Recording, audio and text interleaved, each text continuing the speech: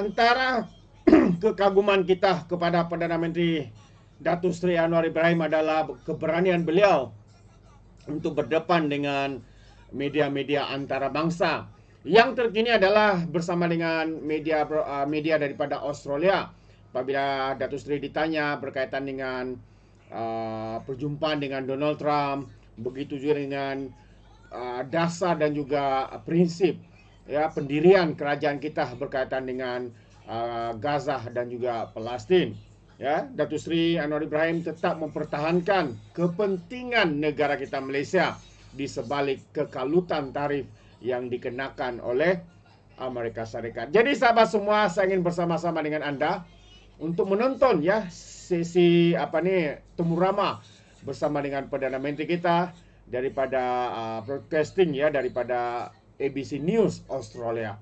Jadi ayo kita Prime Minister Anwar Ibrahim, thank you for joining us. There have been multiple trade deals signed in the last few days with both the US and China. As the chair, are you satisfied with what's been achieved? Well, we did our best, and I think I am fortunate because the ASEAN leaders have been very supportive, and it's not too difficult them getting the consensus within ASEAN. Of course, the negotiations with the other partners, particularly the United States, were tough, but I think finally it was an amicable sort of a settlement. On the surface, it seems to be dominant in one area, but not necessarily so, because as we explain, our position is clear that Malaysia is a trading nation, or for the matter ASEAN. So we will have to engage and open up markets. Traditionally, the United States is very strong, now coming China and then the whole Asia. That is also the reason why I have invited Lula, Brazil, and Ramaphosa of South Africa, other than Mark Carney of Canada, and the EU President of the Council.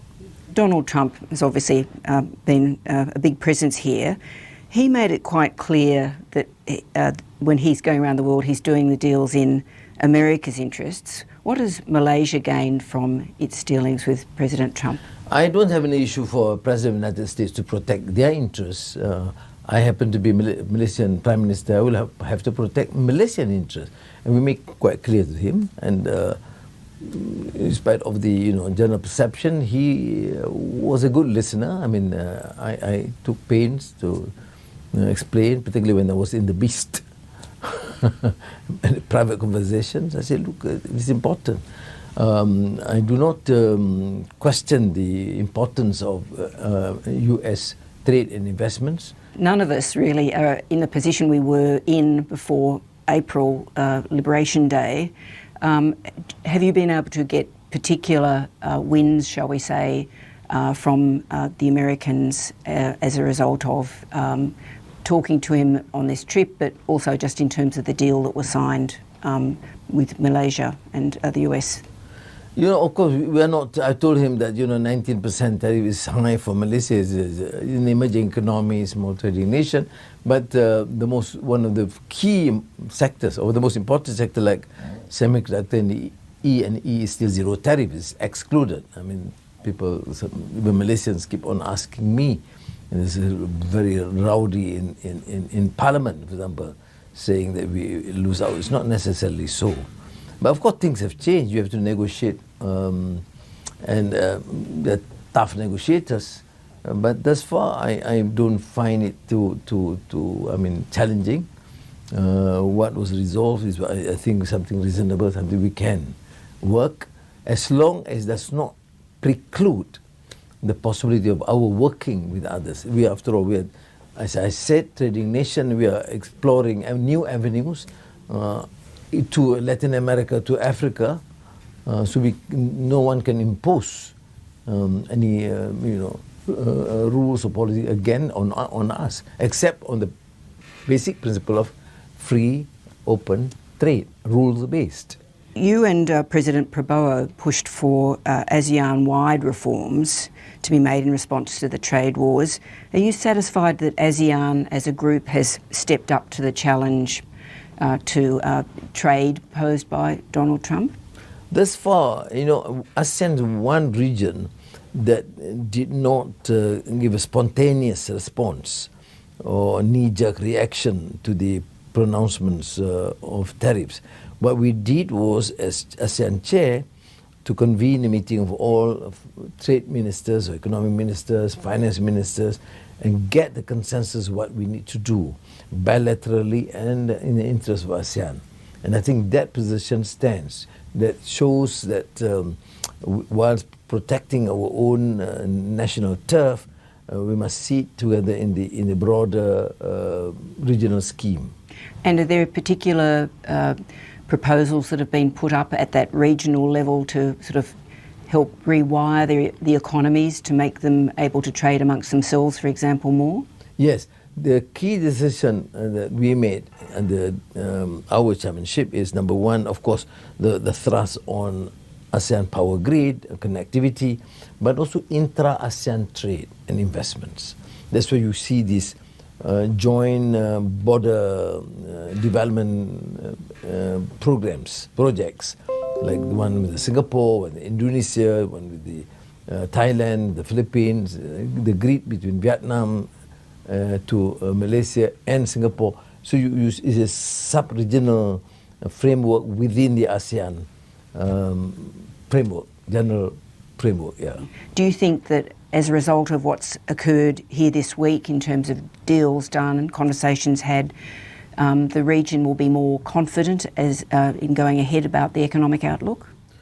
With President Trump's presence and his endorsement for the work in Malaysia and ASEAN, and the clarity in terms of the agreements or the MOUs will help. At least there is this clear policy prescriptions that people understand, and I think that's given some boost as you view the currency and the market. And how do the deals done by ASEAN with ASEAN countries with the US compare to in importance with the upgraded free trade agreement with China? You see, the centrality and the wisdom to be smart, working with the United States because it's a huge economy, a major investor in the region, at the same time upgrading our FTA with China. That shows that ASEAN can have that sort of centrality to protect our own interests. And we will work together as a region, then the bargaining position is far more strong. Malaysia and the US also signed a deal on greater cooperation on maritime security. What will that involve? And have you made any progress on elevating the dialogue between ASEAN members and China on the South China Sea? Some of your members are facing very assertive actions by China. No, if Malaysia is a maritime country, we have problems with all our neighbours. I mean, in the sense that the issues are not resolved, either small or in part or major. But this does not preclude our strong collaboration. With Singapore, we don't resolve everything, but still, we have one of the spectaculars of the arrangement, which is unprecedented, unrivaled in many other joint country operations in terms of the economic zone. Similarly with Brunei or Thailand or with the Philippines, we have that. So I tend to see that some people just exaggerate the issue of the problems with China. Now, as far as Malaysia is concerned, we have not encountered a problem. Okay, we have differences in terms of the boundary, as they claim against what we claim. So the consensus is to determine a code of conduct. Now, Premier Lee Chang has given that commitment, and in today's deliberations, he made it quite clear that he wants this to be done speedily so that one of the issue can be resolved. Of course, it's more problematic with the Philippines, I concede, and that we'll have to ensure that we navigate this so that it does not escalate and preserve the peace in the region. But in no way we will allow or tolerate what is deemed to be provocative against others, whether it's from China or the States. If the question is why then you agree with the States, My answer will be, yes, we have agreed even with China. We still have this continuation of Australia, New Zealand, Malaysia, Singapore sort of defence arrangement. You still have some small facility in Butterworth, where I come from. That does not constitute interference, other than just having that sort of old legacy of friendship and trust. On his way here, Donald Trump was saying that he brokered the peace deal between Cambodia and Thailand, but most people think that you did the substantial work. Then when President Trump was here, he described you as a great and historic figure for your role. Who actually was responsible for the deal? Well, the success is due to the governments of Thailand and Cambodia for their wisdom, their patience. I think we must give credit to them. I helped facilitate that. It was just a long, drawn, tedious process. President Trump did help by calling them and,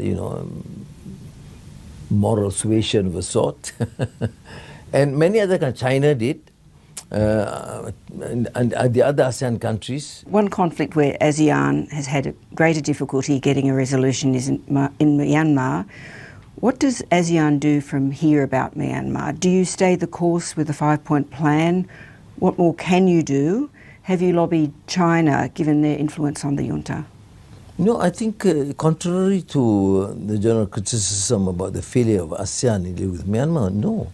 When I decided for the first time in many years to meet both parties in Bangkok, there was consensus. Or that was post earthquake, and when I met the Mong Lai, the senior Prime Minister, Senior General, and I said, we are here to help on a humanitarian basis, but the conditions, cessation of hostilities in terms of bombings, minority areas, etc., because it's causing problems for us. And secondly, humanitarian assistance, you can't discriminate against any group. That's when the condition was accepted, we set up a field hospital there. And it's true, it's proven that they did.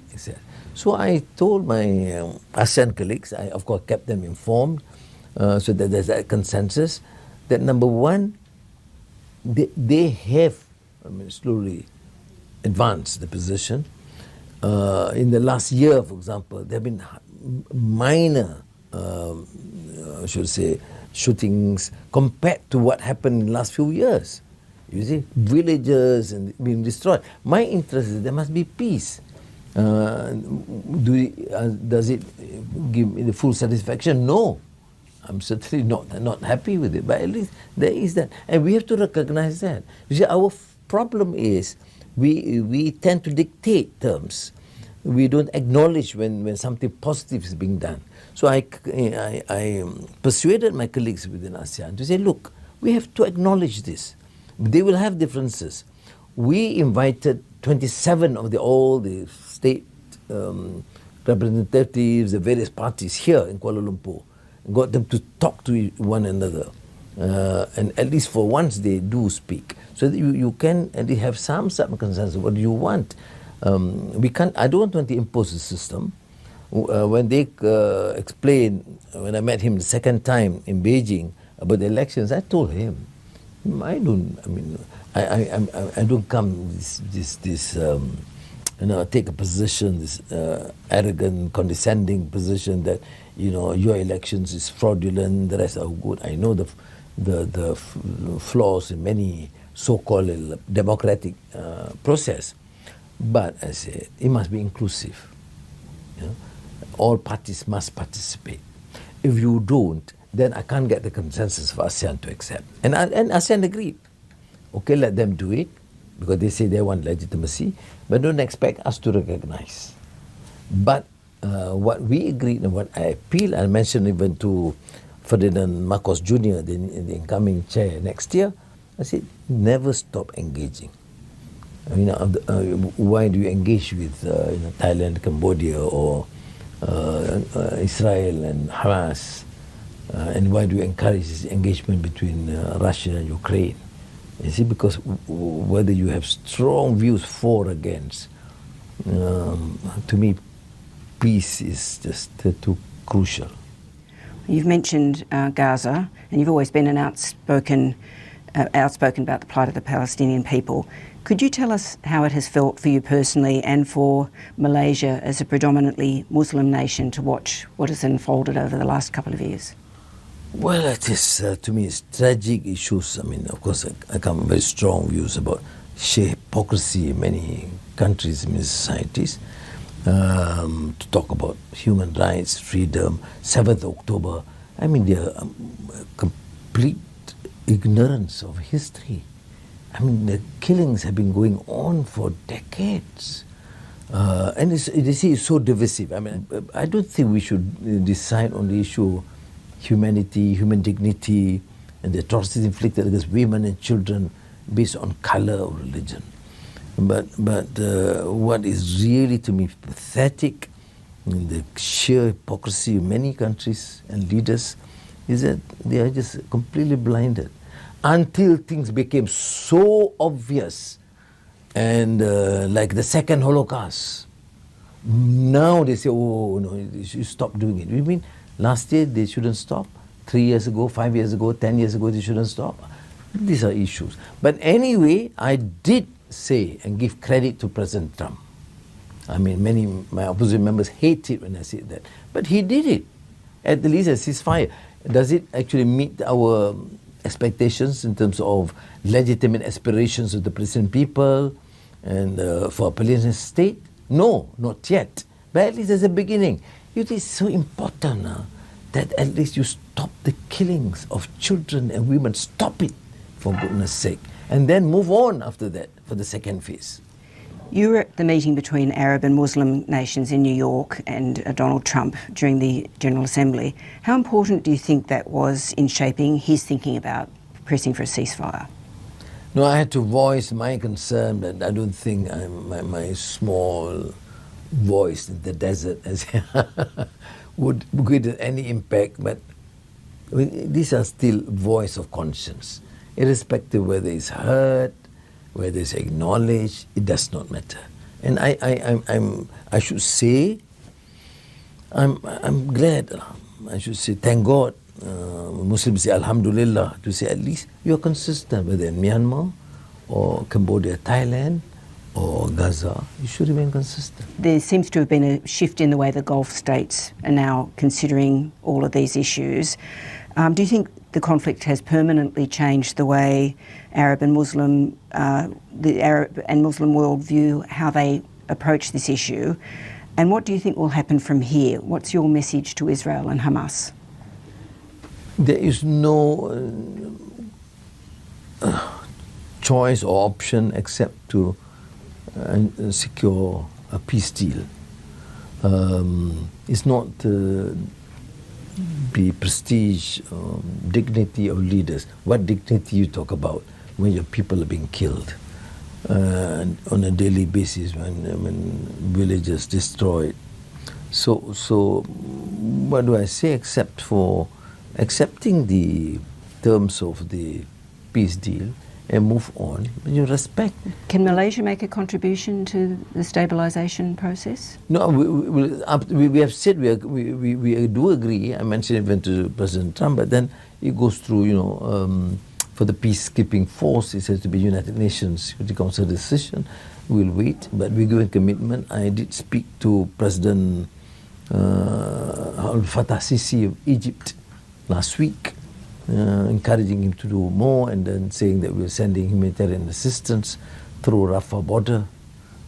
Still, initially we had problems, but I think at least after decades there is some ray of hope, and that's why I was very fortunate to have Trump here, and then at least I expressed to him, notwithstanding many of our views critical of American foreign policy, I mean, there are things positive. We have to acknowledge that. Prime Minister, thank you so much for your time. Thank you. Thank you.